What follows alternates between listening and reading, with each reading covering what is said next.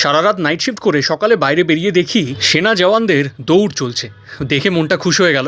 এই রিলটা শ্যুট করেছি আমি রবিবার, আর সেদিন ছিল আমার পিকনিকের দিন। নমস্কার পাবলিক, পুষ্পাগিরি করতে করতে আমি আবার হাজির আর একটা নতুন ভিডিও নিয়ে। শিয়ালদা স্টেশন থেকে হালকা করে পরোটা আর তরকারি, না রাজুদার নয়, বাট সত্যি সত্যি পরোটাটা জেনুইনলি ভালো ছিল, তরকারিটাও খুব মারাত্মকভাবে ভালো ছিল।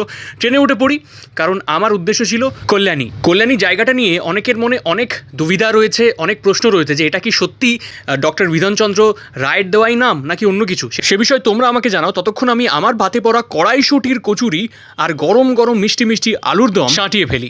শীতকালে হওয়া প্রথম পিকনিক বলে কথা, তাও আবার আমাদের সকলের প্রিয় কৃষ্ণকান্ত হাতি স্যারের কাছ থেকে পাওয়া। অসাধারণ সুন্দর পরিবেশ এবং খাওয়া দাওয়া ছিল লাজবাব।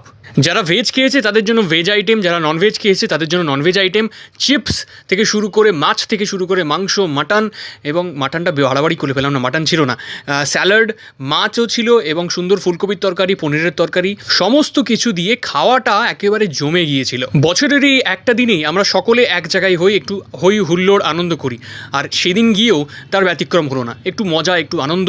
এবং বলে রাখা ভালো, এটা কিন্তু কল্যাণী পার্ক যেটা রয়েছে, লেক পার্ক, সেখানে আমরা গিয়েছিলাম। এখানকার এন্ট্রি ফিস ছিল কিন্তু 30 টাকা। 30 টাকা দিলে তোমার হাতে একটা ব্যান্ড এরা পরিয়ে দেবে। খুব ভালো একটা রবিবার কাটিয়ে বাড়ি ফেরার পথ ধরলাম। ও নতুন বছরে তোমরা পিকনিক করলে কি?